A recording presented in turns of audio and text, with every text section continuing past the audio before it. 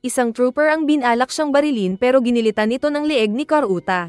Akala nila kung tapos na ang laban. Pero dumating ang isang general ng mga kalaban na si Arashiyama at inatake ang umilag na Kuro. Pero mabilis ang malablade nitong mga kamay at chin-up-chop ang lalaki. Bago umalis ay hinamon siyang magpagaling at maglaban silang muli. Kaya agad namang nilapitan ni Kuro ang pinatay niyang sundalo kanina at hinigop ang dugo na parang tang orange juice. O Anime Recaps Tagalog, mapapawaw ka sa sarap. Nax. Nagsimula ang series sa isang lalaking tumatakbo sa isang nasira na kabihasnan. Tapos nakakagulat dahil tumalon siya ng pagkataas-taas na inabot pa ang kayang malipad ng uwak sa himpapawid. Ito si Kuro na isang boss at mabilis ang kanyang pagtakbo dahil hinahabol siya ng mga samurai na nagbabaga ang mga mata. Diretso lang siya at ng kanyang pagtalon sa mataas na bangin. Habang nasa area ay pinatamaan siya ng maraming mga palaso. Ngunit hinawakan niya ang isa na ginamit para magtumbling at naiwasan ang iba pang palaso. Kaya ayos pa rin siyang nahulog at nakalapag sa lupa. Pero hindi pa siya ligtas dahil may mga samurai monsters na pala doon na naghihintay sa kanya kaya agad niyang ihinanda ang espada. Umatake siya at pinagtatabas ang mga ito na parang hindi mga samurai dahil madali lang silang natitigok. May isang binalak siyang mataga pero sinangga ito ni Kuro at nagpalakasan sila ng pagtulak. Patawa-tawa pa ang pangit pero nakailag ang bida na pumosisyon. Kaso ay bigla na lang siyang nanghina dahil sa power na hindi niya matukoy. Dumating ang kasama niyang si Benkei na iniligtas siya at hinampas ang kalaban na napaatras. Saka din ito nasunog at sumabog na kanilang ipinagtaka. Nakita nila ang logo sa armor ng kalaban at nalaman na hindi ito tao ng kapatid niyang nais siyang patayin. Pero sinabi ni Benkei na hindi lang nag-iisa ang nais pumatay sa kanya. Sinabi ni Kuro na kung puputulan ni Benkei ang ulo niya ay maliligtas siya. Matagal na daw silang lumalaban at sakto ang lugar na iyon kung sakali. Pero nagugulat si Benkei sa mga naririnig mula sa master. Natigil sila nang may makita na liwanag si Benkei na inakala nilang nanghahabol sa kanila. Pero dahil hindi ito gumagalaw ay naisip nilang may mga tao na nakatira doon na posibleng tulad nila na wanted. Dahil dumidilim na ay sinabi ni Benkei na makituloy sila dito. Pero siya ang magpapanggap na Kuro. Pumasok sila sa bahay na iyon at sumigaw para tawagin ang may bahay. Lumabas nga ang isang babae na nagtanong kung anong kailangan nila. Natigilan saglit ang dalawa pero nagpakilala si Benkei na mga monk sila at siya si Kuro. Ngunit biglang nanghina si Kuro na nahihilo at napaluhod. Nilapitan siya ng babae at hinawakan ang ulo at nalaman nitong may malubha daw siyang lagnat. Sinabi ni Benkei na ito ang alalay niya pero alam ng babae na si Kuro ang boss dahil mas pogi itong tignan. Sinabi ng babae na pwede silang patirahin doon kahit kailan nila gusto. Basta huwag na huwag silang sisilip sa kanyang kwarto dahil hindi ito kaaya-ayang tignan. Saka din nagpakilala ang babae na si Kuromitsu. Kinabukasan ay hindi pa rin maganda ang kalagayan ni Kuro. Kaya sinabi ni Benkei na pupunta ng bayan para bumili ng gamot kaya alagaan na muna ito ng babae. Habang naglalakad sa labas si Benkei ay sinamantala ni Kuromitsu ang paglapit kay Kuro. Hinawakan niya ang ulo nito at sinabing mas gusto niyang manatili ang bida doon. Saka din hinalikan ng lips ng medyo natatanggal ang lagnat na lalaki. Ito pala yung gamot ng lagnat. Kalaunan pa ay bumangon si Kuro na binati ng babae. Naglakad sila sa paligid at sinabi ng lalaki na kakaiba ang lugar na iyon kumpara sa pinanggalingan niya. Natigilan naman ang babae na nalungkot at sinabing alam niyang hindi masaya ang bida doon. Nagkatitigan sila saglit, at biglang naging manyakol ang bida na niyakap ang babae at hinalikan. Pero natigilan din ng mag-react ang babae kaya siya humingi ng pasensya. Sinabi ng babae na kahit gusto nila ay hindi pwede dahil ginawa silang magkaiba. Pagsapit ng gabi ay may mga dumating at isa sa mga ito ang nagturo sa tirahan na iyon. Narinig ito ng natutulog na bida na agad bumangon at naisip niyang hindi naman ito si Benkei. Ginagamit niya ang pandinig at may narinig na kakaibang tunog na kanyang sinundan. Kaya naglakad siya ng tahimik sa mahaba na pasilyo. Nakalabas siya ng bahay at kumikidlat-kidlat pa ang paligid kaya horror ang dating. Naabot niya ang isang pinto na nakabukas ng kaunti. Naalala niya ang sinabi ni Kuromitsu na huwag itong sisilipan. Ngunit dahil katulad mong nais makita ay tinignan niya ang naririnig. Nakita niya ang babae na iniinom ang leeg ng isang nakabitin na lalaki. At nagulat din ito dahil nakita siya ng crush niyang lalaki. Sinabi ng babae na ayaw niyang makita siya ni Kuro ng ganun pero minsan ay gusto na din niya para hindi na niya kailangan pang magsekreto. Ipinangako ni Kuro na hindi ito sasabihin sa kahit kanino. Walang ano-ano ay biglang may lalaki sa likod ni Kuromicho at kinatay ang babae na naputol pa ang kamay. Kaya nagulat ang bida na hindi rin nabantayan ng likod nang saksakin siya ng isa pang killer. At bagsak din siya. Nagpalipad ng umaapoy na mga palaso ang mga kalaban sa labas at sinunog ang bahay. Sa loob ay kitang-kita ng nakahigang bida ang katawan ni Kuromitsu. Sasaksakin sana ito ng isang nakabalute na samurai. Pero ang kamay ng samurai ang naputol dahil tinagpas pala ito ni Kuro na mabilis ang paggalaw. Nagalit ang isa pang samurai na umatake ng espada na sinalag ng bida at pinatay din ang kalaban. Sinubukan din siyang saksakin ulit ng asasin na nang saksak sa kanya pero tumalon siya at ito ang kanyang ginilitan sa leeg. Nataman siya ng palaso at nasaktan. Sinamantala ito ng isa pang nakapanyo ng Crusader at natusok ang bida na natamba at nagdugo. Akala niya kung panalo na siya. Ngunit paglingon ng killer ay nakatayo na sa likod niya si Kuromicho. Saka pinulot ang leeg ng killer na naging biktima at nagdugo dahil sa lakas ng pagpiga ni Kuromicho sa leeg niya. Samantala sa labas ay nag-uusap ang isang nakamaskara at ng mga kasama nito. Alam nilang immortal ang babaeng nakatira sa bahay na iyon dahil ilang daang taon na ang lumipas pero hindi ito tumatanda. Kapag nahuli nila ito ay malalaman nila ang sekreto ng pagiging immortal. Tapos kasama din pala sa mga naroon si Benkei na nakikinig lang. Kalaunan ay nagtaka si Kuro dahil naibalik ang naputol na kamay ng babae. Kaya ipinaliwanag ni Kuromitsu na kakaiba ang katawan niya na parehong maganda at pangit. Sinabi ni Kuro na anumang oras ay mamamatay na siya kaya iwan na siya ng babae at mag-survive. Pero seryosong nagtanong si Kuromitsu kung gusto ba siyang samahan ni Kuro habang panahon. Ipinakita si Izo na may pinatay na isang tanod sa gitna ng gabi. Sumugod ang isa pa na kanya ding tinalo. Dinuraan niya ang mata ng pangatlo saka din lang tinusok ang tiyan nito at namatay. Kinuha niya ang pouch ng isa sa mga ito at masayang may laman ito at may pangtoma na siya. Pero natigilan siya nang may mga dumating na nakailaw at agad na kinuha ang espada. Nakita ng dalawang dumating na isang babae at lalaki ang mga namatay kaya sila tumakbo. Pero hinabol sila ni Izo at pinugot muna ang lalaki. Saka din pinatay ang napasigaw na babae. May dumating na mga samurai kaya napatakbo si Izo palayo. Nakarating siya ng isang bahay sa gubat sa parehong tahanan ni Kuromicho. Nagsalita ang babae na kinagulat ni Izo at tinutukan ito ng espada. Saka sinabing pakainin siya ng babae. Kaya sinabi naman ni Kuromicho na pumasok ito. Nagluto ng pagkain ng babae para kay Izo kaya nagtaka si Izo kung bakit hindi natakot ang babae kahit duguan ang damit at espada niya. Habang kumakain ay inisip ni Izo na patayin si Kuromicho at kunin ang mga kayamanan nito. Sinabi ulit ng babae na huwag sisilip sa kwarto niya kahit anuman ang mangyari.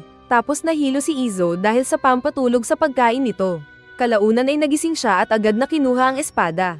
Saka din tahimik na sinilip ang kwarto ni Kuromicho na sinabing huwag nitong sisilipan. Nakita niyang may kausap ang babae sa loob.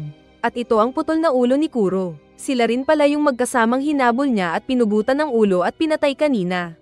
Kaya takot at tahimik na umatras si Izo.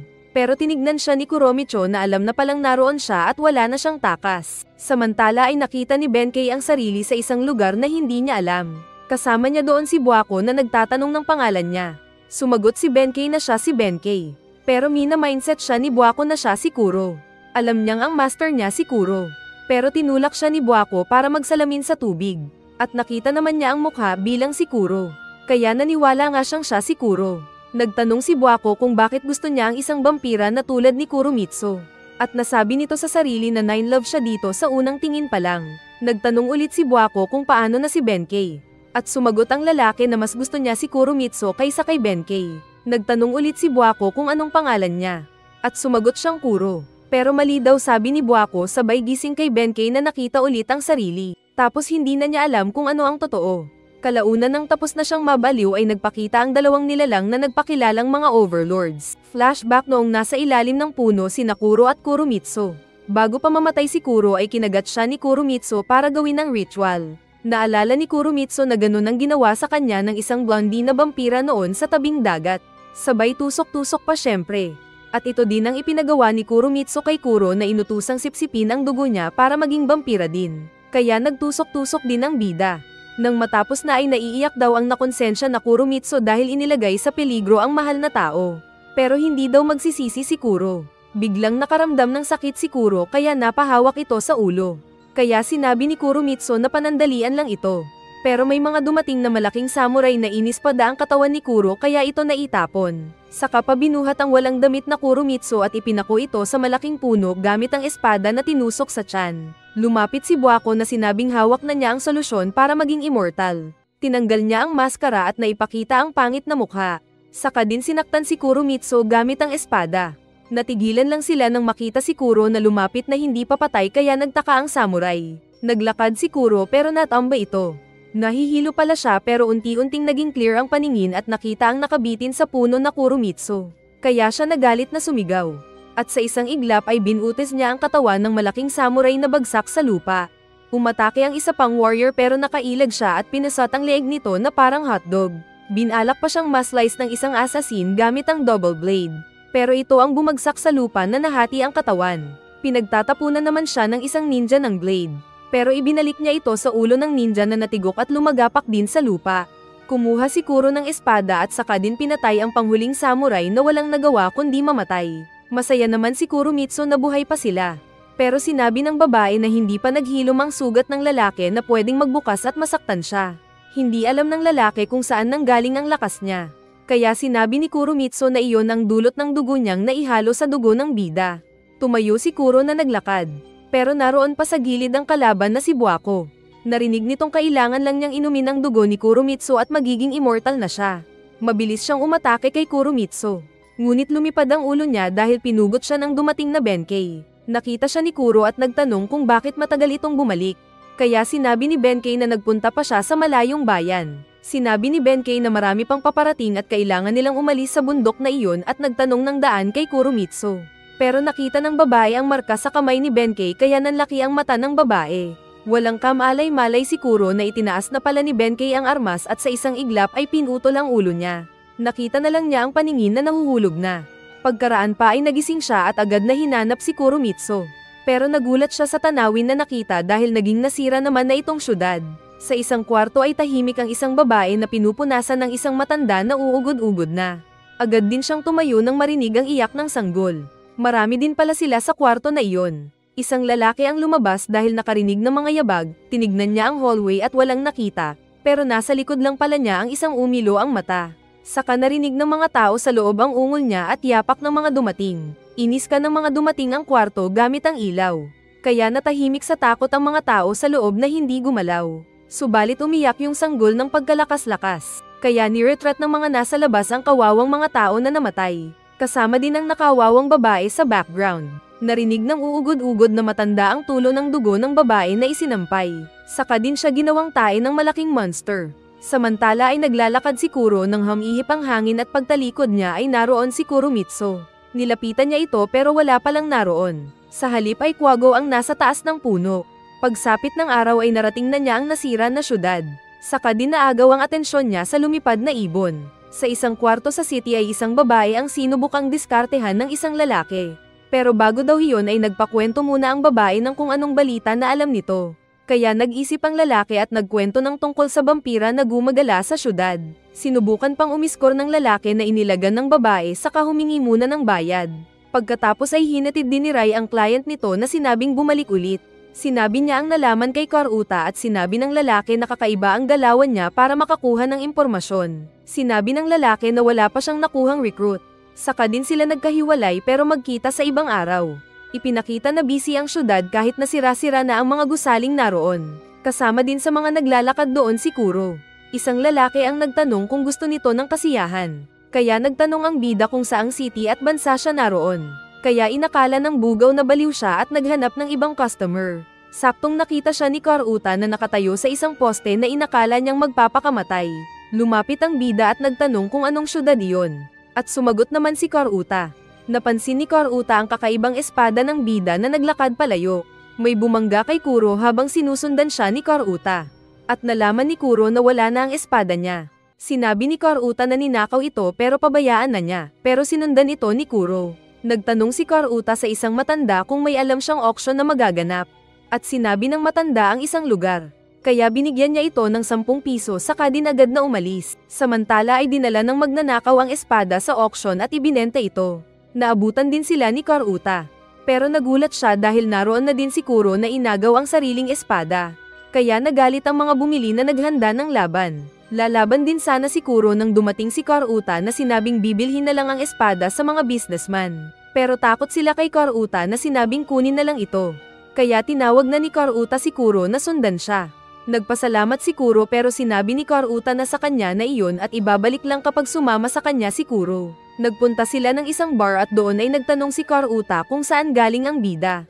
Hindi ito sumagot, sa halip ay nagtanong kung ano ang nakita nitong painting doon. Dahil napagtanto ni Karuta na hindi ito alam ng bida ay nagkwento siyang ilang taon na ang nakalipas ng isang asteroid ang babagsak sa mundo.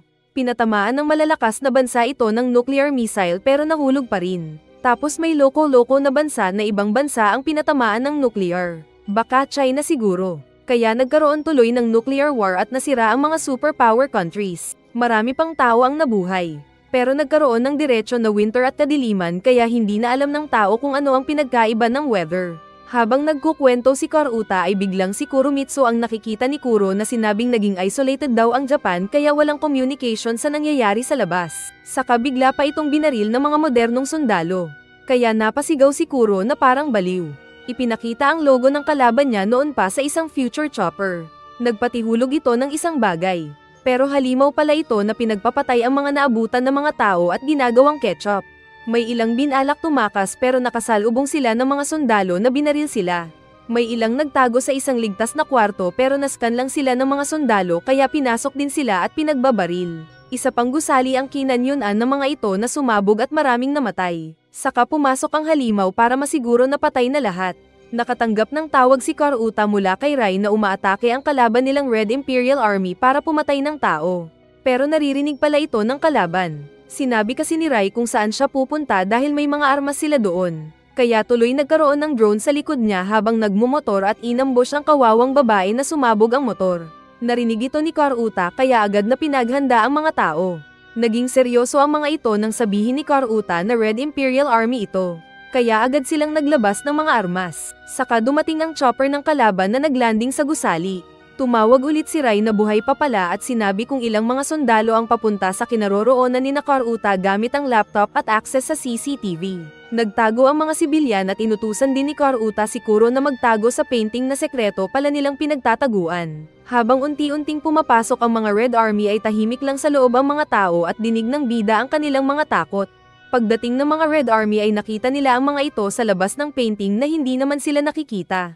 Pero napansin ng bida ang logo ng kanilang kasuotan. Nag-relax si Karuta pag-alis ng mga sundalo. Pero narinig niya ang pagsigaw ng isang sundalo na bigla na lang bumulwak ang dugo mula sa leeg. Nakita ni Karuta si Kuro na tinagpas ito na kanyang tinawag. Pero nakahay na sa oras na iyon ang bida nakitang-kita ang mga Red Army na sinubukan siyang barilin. Ngunit 3 sa mga ito ang ginawa niyang karne sa isang iglap lang gamit ng bilis at ng espada. Saka din niya binaril ang 2 pang natira na parehong headshot. Balak sana siyang barilin ng isang nagtatago pero sinaksak ito ni Karuta sa leeg. Akala ni Karuta kung tapos na ang laban pero dumating ang isang Red Army officer na si Arashiyama at inatake ang umilag na bida. Kaso ay matalim ang mga kamay nito na pinag-slice ang katawan ni Kuro na hindi na nakailag kaya nagdugo ang katawan niyang bumagsak. Sinabi ni Arashiyama na kung makakaligtas daw si Kuro sa pag-atake niyang iyon ay magkikita silang muli. Saka din ito umalis. Nakita ng bida ang duguan na katawan ng namatay na sundalo na kanyang agad na nilapitan. At kitang-kita ni Karuta ang ginagawa niya na nagtataka.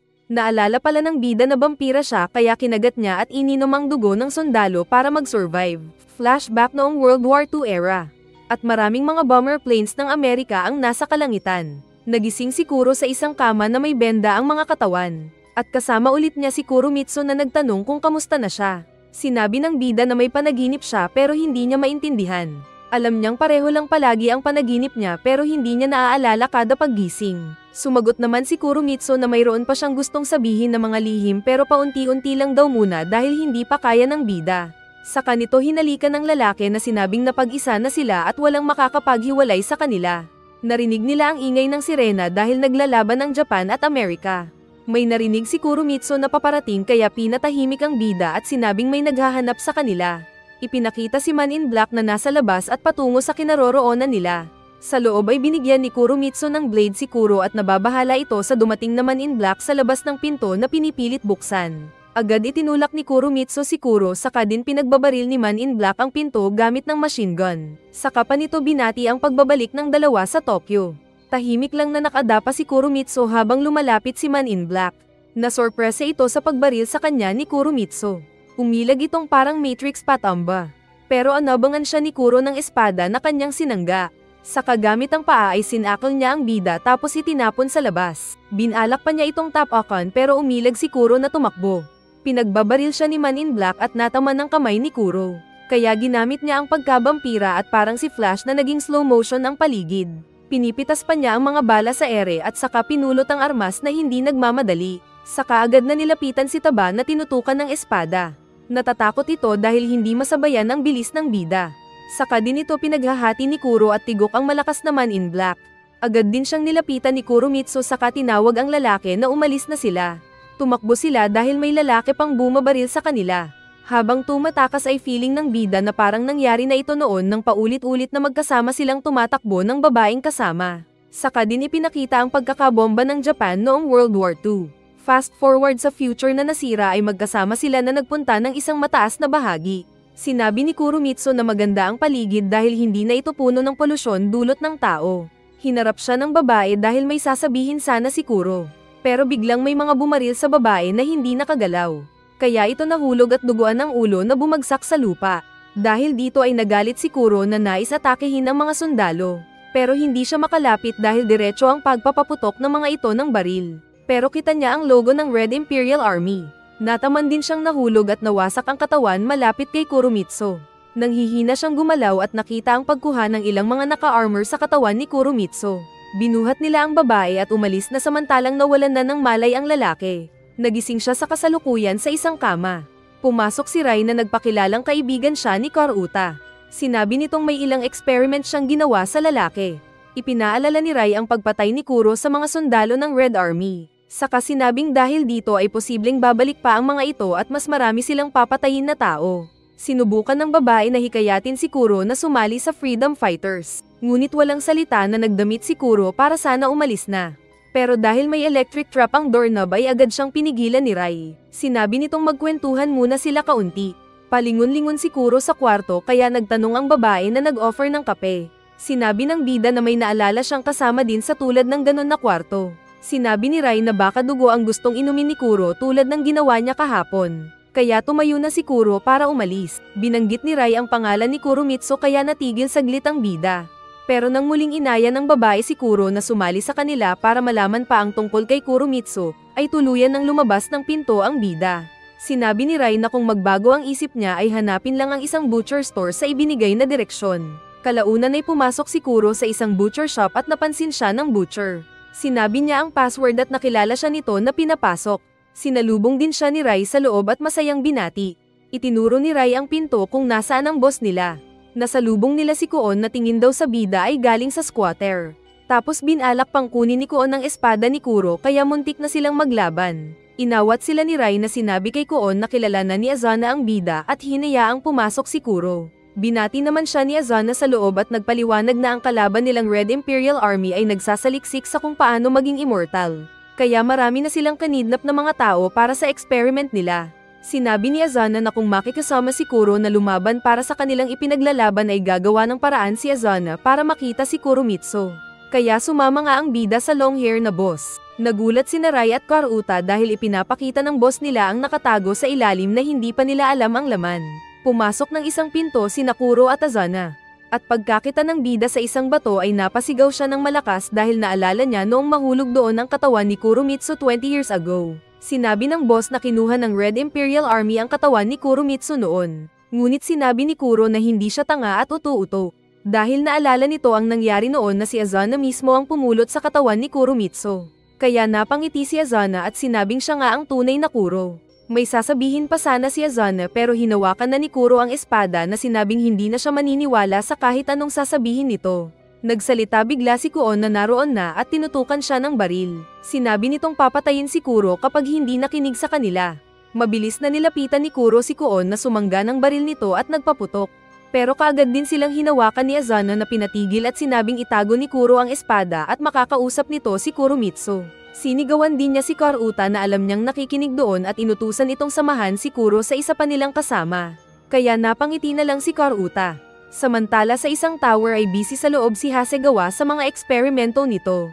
May ilang mga tao na nakabitin at mga malnourished ang mga ito. Dinadala ng conveyor machine ng isang tao na hindi makapalag. Sinaksakan nila ito ng injection ng isang klase ng dugo. Kaya nagkaugat-ugat ang katawan niya. Pero pumutok ito dahil mahinang nilalang daw. Saka din lang itinapon ni Hasegawa na parang wala lang. Saka kumuha ulit ng isa pa. Kasama din pala niya doon si Arashiyama na tahimik lang na nanunood.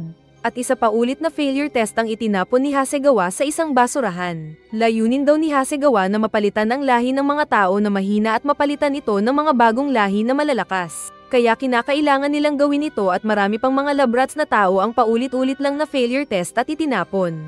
Ang dugo pala ni Kuromitsu ang ini-inject nila sa mga tao na naroon. At dahil nauubos na ulit ang mga lab rats ni Hasegawa ay inutusan nito si Arashiyama na mag-kidnap pa ng mga tao o di kaya ay dagdag ang dugo ni Kuromitsu. Kung hindi daw ito magagawa ni Arashiyama ay tigok din siya kapag nagkataon. Hinamon ni Arashiyama si Kuromitsu na isang pagong na tao. Lumapit si Kuromitsu at sisimulan sana ang away pero pinigilan siya ni Keijo. Sinabi ng babae na wala namang silbing nilalang ang kaharap nito kaya huwag sayangin ang lakas. Kaya nakinig naman daw ang pagong na sinabing swerte pa rin ni Arashiyama saka umalis. Nag-report naman si Hasegawa sa boss na kapag muling nagkamali si Arashiyama sa misyon ay papatayin na ito. Sinabi ng boss na matagal ng panahon na inaasam nito ang immortality kaya dapat sa panahon na iyon ay makukuha na ito. Ipinakita ulit ang flashback ni Nakuro at Kuromitsu nang magkasama silang nag-date sa gubat. Nagkahalikan sila, saka tahimik na hinintay ang paglubog ng araw. Saka din nakita ang nagliwanag na taniman ng nagliliwanag na bulaklak. Nagkahalikan Sinamahan ni Rai si Kuro at kinatagpo nila si Karuta. Sinabi ni Karuta na bago nila puntahan ang kinaroroonan ni Kuromitsu ay hahawakan niya ang espada na kanyang dinala. Saka din lalagyan ng takip ng mata si Kuro para hindi nito malaman ang pupuntahan nila. Kaya nakapiring nga ang mata ng bida sa kanilang paglalakbay sakay ng pogi ang itsura na jeep. Habang naglalakad ay sinabi ni Karuta na huwag gagawa ng masama si Kuro para hindi niya ito barilin. Pinapasok ni Karuta si Kuro sa isang kwarto at sinabing pwede na niyang tanggalin ang piring at maghintay lang saglit.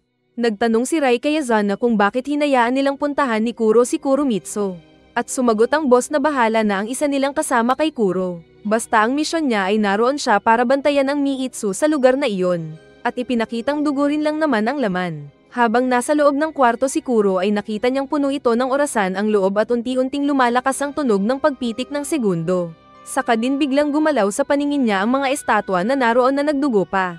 At mula dito ay lumabas ang maraming kamay na nais siyang hawakan. Kaya natakot ang bida. Bumalik si Karuta na sinabing sundan siya. May dala pa itong 3 malalaking susi at binuksan ng isang pinto. Nakita ng bida ang malawak na lugar at ng ilang tanim na halaman. Tapos nilak ulit siya doon ni Karuta. Paglingon niya ay nakita si Kuromitsu at naalala niya noong nasa malawak silang bukirin na puno ng halaman. Nagtanong si Kuro kung anong ginagawa ng babae doon. Sumagot ang babae na mag-ingat ang bida dahil mayroong mga tao na nais lang silang patayin. Dahil isa na siyang vampira ay takot ang mga tao sa kanya at iisipin siyang danger. Lahat din ng mga nakikita niya doon ay hindi totoo at pawang imahinasyon lamang. Magkikita din daw sila balang araw saka naglakad na palayo ang babae. Lumakas ang hangin sa kanyang imahinasyon pero narinig niya ang pagkasa ng baril ni Kuon na binaril siya pero parang touch the body lang na umiwas siya ng 2 beses. Umikot ang long hair na lumapit pa sa pagbaril pero iniwas-iwasan pa rin niya. Saka din sila nagkasubukan sa malapit pero pinatigil na sila ng dumating na Seniwa. Nawala ang mga imagination ni Kuro at nagtanong kung ano iyon.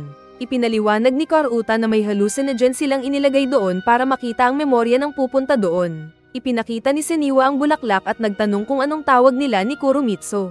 Saka ibinahagi naman ito ng bida sa mga naroon. Sinabi ni Seniwa na feeling niya ay trabaho niyang mapagkitang muli ang dalawa. Natigilan sila nang may dumating at may ibinulong kay Seniwa na kinagulat ng babae. Umaatake na pala ang tauhan ng Red Army sa iniwan nilang base. At walang laban ang mga freedom fighter na pinulot lang ng halimaw at piniga. Naroon din si Arashiyama na gamit ang power na tali ay pinaghahati lang ang mga tao. Saka pamasaya ito. Kaagad din na nagpunta si Rai sa kinaroroonan ni Azana. Nakarating din ang mga kalaban sa kinaroroonan ng base ni Seniwa at sinira ang malawak na lugar na iyon. Nagtago sa gilid si Karuta at Kuon na mayabang kanina habang parating ang isang halimaw. Kaya ipinakuha ng bida ang espada kay Karuta na binalik naman ito. Umatake ang mga mahihina na sundalo. At gamit ni Kuro ang espada ay pinaghahati lang ang mga ito na parang mga manok na kakatayin. May ilan pang pumosisyon na sinubukan siyang barilin. Pero tumalon lang ang bida at pagbagsak ay inislice ang mga kalaban. Tinawagan ni Seniwa si Azana at sinabing lumaban lang ito hanggang makarating doon si Kuon at ng iba pa. Pero dahil marami ang mga kalaban ay sinabi ni Azana na hindi na kailangan. Pinagbabaril naman ni Kuon ang maraming mga mahihinang tauhan ng mga kalaban at tigok ang marami. Sinabi ni Azana sa telepono na kapag kinakailangan ay gagamitin niya ang binabantayan na mahalagang bagay saka din pinutol ang tawag. Samantala ay nagwawala ang kalaban ni Kuro na malaking halimaw. Pero kahit malaki ay hinati niya ito sa gitna at perfect cut. May nag-survive na natatakot na trooper na balak barilin ang ulo ni Kuro. Pero siya ang headshot kay Koon. Pumasok pa si Karuta pero huli na siya dahil patay na ang lahat ng kalaban. Sinabi ni Seniwa na bumalik na sila kaagad dahil feeling niya ay may mali. Samantala sa base ay pinapakiramdaman ng 3 freedom fighters ang paligid hawak ang baril. Nang isa sa kanila ang bigla na lang hatakin pataas saka din binagsak ng patay. Tapos kaagad din hinuli ni Arashiyama ang dalawa pa gamit ang kanyang humahaba na buhok at ginawa silang decoration. Sinilipan pa ni Arashiyama ang babae bago utusan ang mga tauhan na patayin ang mga ito. Kaya umagos ang dugo. Inutusan ni Azana ang ibang mga tao sa radyo na puntahan ang kinaroroonan ng mga kalaban. May nagronda naman ng mga tao. Pero mula sa itaas ay bumaba ang isang malaking monster at kinatay ang mga tao na walang laban. Sinapak lang sila na parang lamok. Saka wala ding talab ang bala sa halimaw.